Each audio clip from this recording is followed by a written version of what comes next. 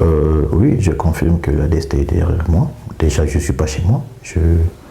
Là où vous me voyez, je suis dans un département, je suis dans un point de Dolisie, donc je ne suis même pas pour là. La DST est derrière moi, c'est vrai. Il y a un élément de la DST qui est passé chez moi le mercredi, l'après-midi, pour me chercher. Et je n'étais pas là, ils sont même passés à mes bureaux. Là aussi, ils ne m'ont pas trouvé. Donc, j'ai pensé, pour ne pas encore me laisser me faire arrêter pour la deuxième fois. Je me rappelle que, comme j'ai toujours dit, je le dis toujours à la télévision et partout, que nous n'accepterons pas qu'il y ait changement de constitution. Et ça, c'est ma position d'être respectée. Le président a dit que c'était un débat ouvert. N'importe qui peut donner son opinion. Mais si je donne mon opinion, les gens n'ont pas le droit de me poursuivre à cause de mes positions. Et nous avons dit, et nous le répétons, que si la chose continue comme ça, nous irons vers la désobéissance civile. C'est autorisé. Le peuple est autorisé d'aller vers la désobéissance civile. Une désobéissance, ce n'est pas une guerre, ce n'est pas une rébellion. C'est juste une indignation, un mécontentement. Donc je me rappelle que j'ai parlé de ça plusieurs fois. Et nous nous sommes même réunis dernièrement avec certains responsables politiques de Pointe-Noire pour exprimer notre indignation que si ça continue comme ça, nous allons aller vers la désobéissance civile. En fait, il y avait un groupe de gens dans la zone de Fontietier, de Vungu et de Lusala et Mpaka qui sont aussi mécontents, qui ne veulent même pas entendre du changement de la constitution. Ils ne veulent même pas entendre de ça. Donc, ils se sont levés un bon matin comme ça. Eux-mêmes, ils ont décidé de montrer leur mécontentement. C'est ça le problème. On ne laisse pas au peuple le droit d'être mécontent. Mais c'est pas normal. On ne peut pas interdire à un peuple d'être mécontent. Donc, les gens se sont levés dans les quartiers, je crois, à Mpaka, à Vungu, et à Lusala, je crois, des quartiers comme ça, les gens se sont levés. Et la police est venue à arrêter certains. Dans les jeunes qu'on a arrêtés, il y avait même le fils du président Pandingwari, le capitaine Pandingwari. Il y avait son fils là-dedans. Et on a arrêté, je crois, 3 ou 4 jeunes. Et bon, après, la police était placée dans tous les coins. La police était placée, ils dormaient là, et ils se réveillaient là. Ça peut être une semaine, la police était là. Et les enfants qu'ils ont arrêtés, ils les ont libérés, mais à notre grande stupéfaction, ils sont encore allés prendre l'enfant de Pandingwari le lundi à midi par les éléments civils et direction inconnue. Jusqu'alors, le fils du président Pandi est retenu là où nous ignorons. C'est un petit qui a 22 ans, qui n'a rien fait en fait. Donc les arrestations, c'est déjà, même le président Pandingwari, il est porté disparu. Nous ne savons même pas là où il est. Alors si vraiment le président dit que le débat est ouvert et que c'est comme ça que ça fonctionne, bon, je trouve ça bizarre. Ma première préoccupation, c'est attirer l'attention de la communauté internationale. Bon, ici au Congo, on va parler de la communauté française, américaine, l'Union européenne. Et je veux qu'ils soient témoins de ce qui se passe ici au Congo. Moi, je ne suis plus libre. Je veux retrouver ma liberté. Je veux être chez moi. Je veux repartir chez moi à Pointe-Noire, à Siafumo. Je veux aller à mon bureau travailler librement. Je veux tenir mes activités politiques comme il se doit. Je veux être libre de tout mouvement. Libre de tout mouvement, parce que là, je ne suis pas libre. La communauté internationale doit intervenir, doit au moins lire les droits de chacun. J'ai le droit à la liberté. Le droit à la liberté est sacré. J'ai le droit d'être libre. Je ne suis pas libre. Et si je vais à Pointe-Noire maintenant là en public, je sais que la DST va m'arrêter. Donc c'est sûr qu'ils vont encore inventer des excuses. Parce que nous avons compris qu'eux, ils veulent effectuer plusieurs arrestations pour intimider les gens. Comme ça, quand le président appellera au référendum, que personne ne se lève. Mais ça ne va pas se passer comme ça. Nous sommes déterminés qu'il n'y aura pas de référendum. S'ils appellent au référendum, nous allons nous mettre dans la rue. Parce que c'est le peuple qui a donné le pouvoir au président. C'est nous qui l'avons voté. Donc en nous disant qu'on ne veut pas, ils sont en train de démontrer à tout le monde, à l'opinion internationale, que c'est le peuple qui veut ça. Ok. Qui nous donne la possibilité de manifester notre mécontentement pour que l'opinion internationale voit que ce n'est pas nous. Et nous demandons simplement à l'opinion internationale de demander au gouvernement congolais de nous laisser la possibilité de nous exprimer. Ils verront combien de gens vont dire qu'on ne veut même pas toute cette histoire-là. Le président de la République, Denis Sassou Nguesso, dans tous les départements là où il est passé, chaque fois qu'il a parlé de ce sujet-là, du sujet de la Constitution, il a dit que c'est un débat ouvert. Chacun a droit d'exprimer son opinion.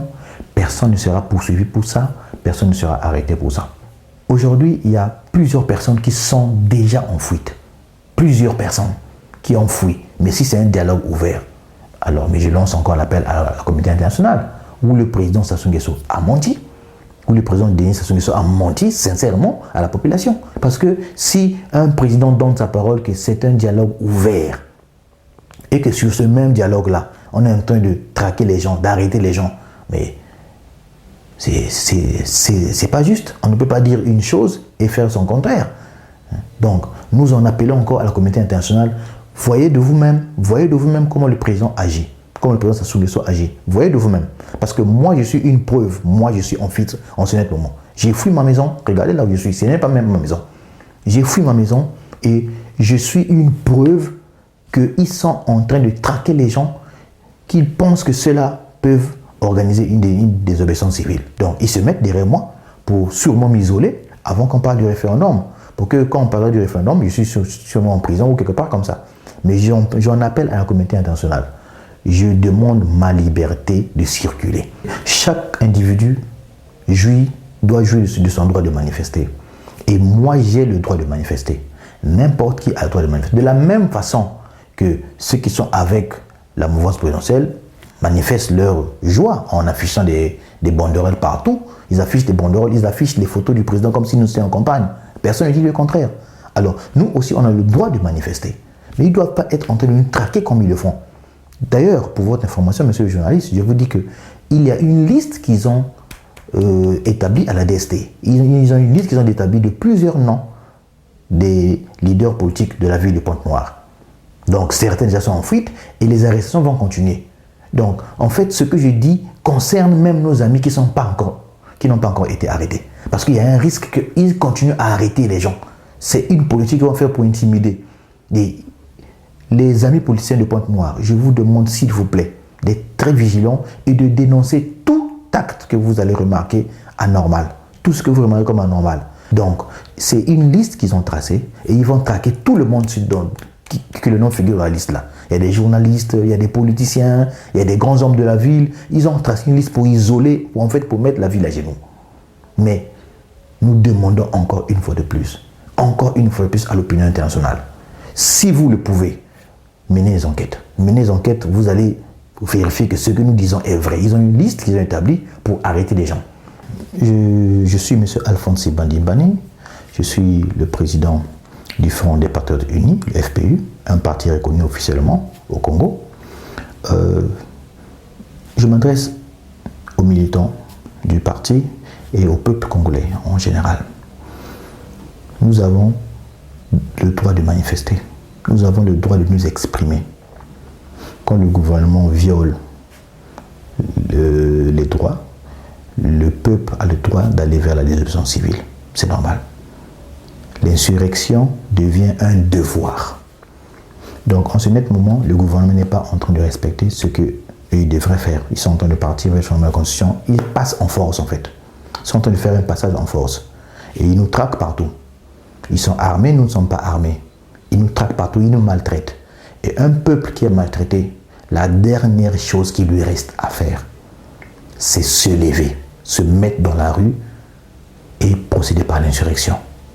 Alors, nous demandons au président Sassou Nguesso qu'il demande aux policiers, aux militaires, aux gendarmes d'arrêter les arrestations arbitraires.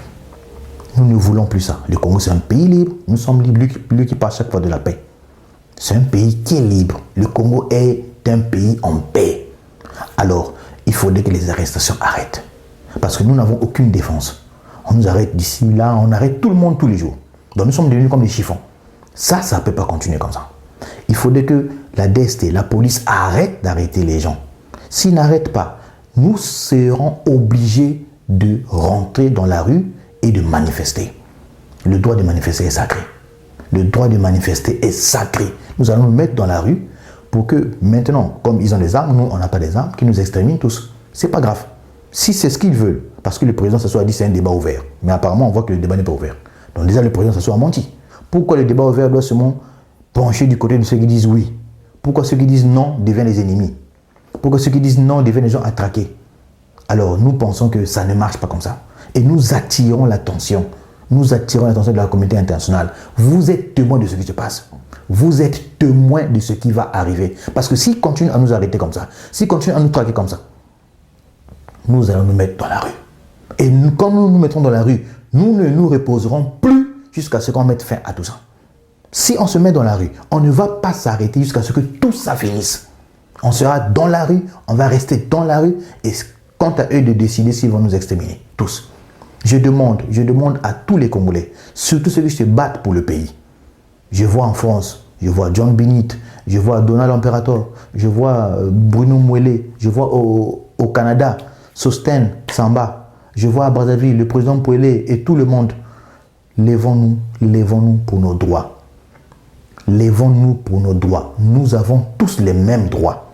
Et ceux qui disent oui et ceux qui disent non au changement de la Constitution, on a tous les mêmes droits. Lèvons-nous, lèvons-nous, lèvons-nous. Et je réitère ça, si les arrestations continuent, puisque la liste est dressée, il y a certains noms qui sont là, les Nzinga Mabio, les Ngwala, Crepin, la liste est là, les Nsiban Dibani, moi-même. Alors, s'ils continuent à traquer et à arrêter les gens, nous allons manifester et ce serait la fin parce qu'on ne s'arrêtera plus. On va rester dans la rue. On va rester dans la rue et on ira même jusqu'à la DST pour qu'ils mettent toute la population du Pont-Noir en prison dans la DST. Donc, que ça s'arrête. La population, le peuple est propriétaire. Le peuple est propriétaire du pouvoir. Quand on donne le pouvoir à quelqu'un, cette personne ne peut pas manipuler ce même peuple qui a donné le pouvoir. Ça se fait jamais.